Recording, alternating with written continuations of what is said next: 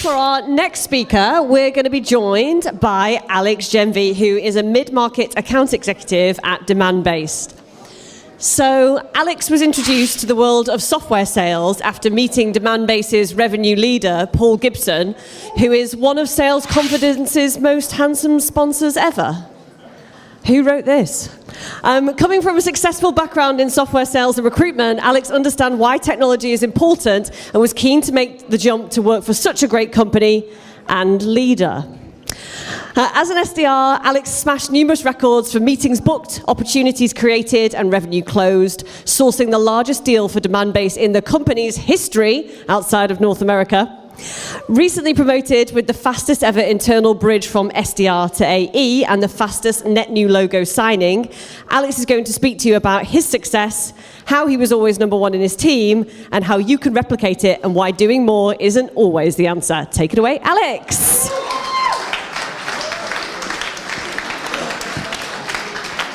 Wow. Thank you, Elaine. I feel a bit like Eminem at the first battle in 8 Mile, where he's got a load of people looking at him and he just doesn't really know what to say. Sorry? Lose yourself, yeah. And if you're the photographer, I kind of want to be that guy on LinkedIn who has a new profile picture of him on stage, pointing his hands around. But unfortunately, he seems to have turned away. So yeah, my name's Alex. I'm an AE at Demandbase.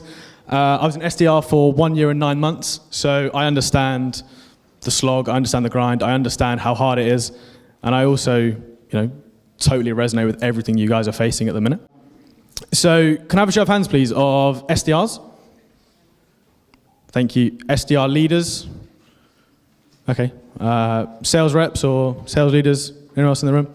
Okay, fantastic. So, SDRs, how many times a week are you hearing on the phones that, sorry, we've just picked one of your competitors, not right now, now's not a good time? Are you hearing that often? Are you hearing that regularly? I'm seeing a lot of people nod, a lot of hands up, fantastic. And I don't want to be that guy, but unfortunately I've never faced that problem. So one of the beauties of working at Demandbase is I'm able to get an understanding as to what all of my accounts are doing right now. So everyone has, tools like SalesLoft, like Outreach for messaging people. And you also have probably tools like HubSpot or Salesforce as your CRM. Oh, I think we're going a bit far. Gone ahead a bit, gone back one. Fantastic. So what Demandbase does basically is tell me what all of my accounts are doing right now on my website and off my website. So from an SDR perspective, I've been hearing a lot, for the last 2 years, and especially tonight, it's a tough time, it's a tough economy. People don't want to buy. People aren't looking at tools like us now. They've just signed with a competitor.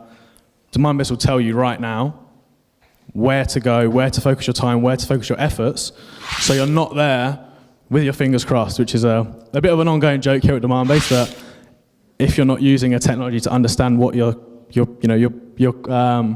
target accounts are doing, it's all guesswork. Which then leads to a lot of frustration, right? You're probably working from home, you're in an office, you're sat there frustrated thinking, why are my accounts not speaking to me? Why have they just chosen a competitor? Why are they not evaluating us in the first place? And the answer is you're too late to the party, which happens, right? It's frustrating, it's annoying. But also, if you understand what they're doing now and when, you can get in front of them at the right time with the right messaging supported by your marketing team. So you're, winning these deals, getting in front of these deals. Who do we have here? And Toto Wolff. So who can guess what I'm going to talk about here? No, a lot of confused faces. Ish, yeah, good shout. So I guess the relevance to me here about, achieving or repeating multiple successes is Lewis had a lot of successful years as an F1 driver. We have a yawn. Am I boring you? No. You see, if I was at school, my teacher would have made me stand up, but I don't have that kind of power. Why am I referencing Lewis Hamilton and Toto Wolff here? I don't know if any of you are into F1, but you probably know who Lewis Hamilton is. Had a lot of successful years as a Formula One driver. Unfortunately, last year the car wasn't quite up to it and didn't place very well in the championship. So what he spent all race and all season doing is speaking with his manager, Toto, around what's not working, why it's not working, how we can change it for next time, so we're getting ahead of the competitors so that we're doing better. This is very much like me and Paul Gibson. I would like to refer to myself as Lewis, the great racing driver, and Paul as the wise man, who's also an Austrian billionaire.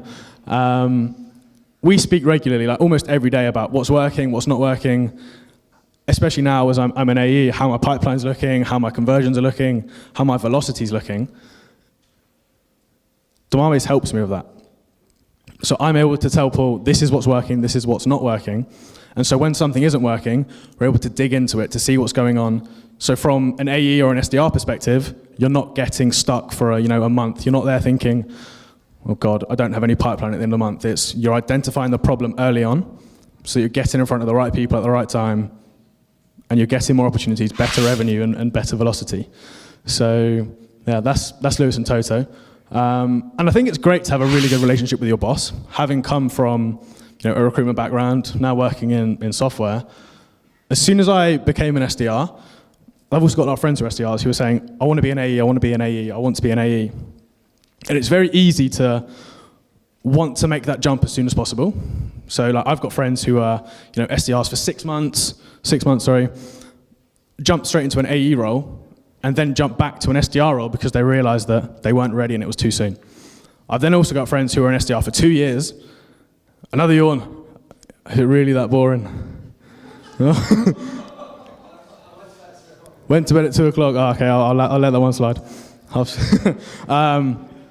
And yeah, I've also got friends who are SDRs for 2 years, and then subsequently 1 quarter later made over 200 grand in commission. So one thing I want to say to this is, I get it, it's tough. Everyone wants to be an SDR to stop being an SDR. Ride the wave. You'll be hugely successful if you carry on doing it. And like I said at the beginning, one of the first things I said to Paul when I joined Demandbase was, I want to be an SDR, but how quickly can I leave? How quickly can I become, well, not leave, how quickly can I leave the SDR role to become an AE? And he was like, don't worry about it, just learn the product, learn the process, learn the understanding, learn the why, and then when you then get promoted, you'll have success a lot quicker, which subsequently led to, like I said, fastest new logo signing in Demandbase history. So that's all, I guess, well and good. And that was from being an SDR, understanding friends that had left, not done very well, after trying to become an AE straight away, but me riding the wave, trusting the process, and then just waiting for it internally. And that then comes on to the point I was talking about, that everyone wants to be either an SDR manager, an SDR team lead, or an AE. And everyone wants to do it as quickly as possible. And I think one of the things that was really important with me when I was an SDR was I was saying to Paul, we speak weekly calls, but we chat daily. What can I do? How can I do this? What can I do to get myself better than the other people in my team so that I'm then, top of the runnings when it comes to promotion? And even now, right, I've been an AE since end of last year, beginning of this year, and I'm now already still saying, what can I do to get me to that next step, to get me to that band up, to get me to that new title, that bigger pay, that higher commission rate.